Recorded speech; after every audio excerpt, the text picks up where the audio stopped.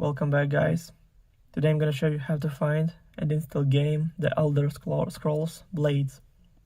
So first thing first, open App Store, click on the blue icon right here on your home screen.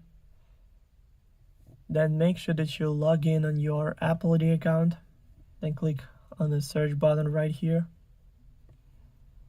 And in the search bar, typing The Elder Scrolls Blades and go search right here.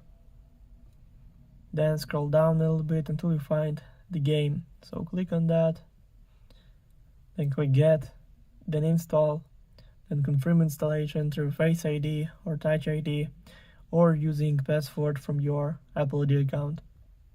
So now it's all done. The game is 1.32 gigabytes. Also, all links will be in the description of this video. Hope you guys enjoy. Thank you for watching. Please like and subscribe for more. Bye.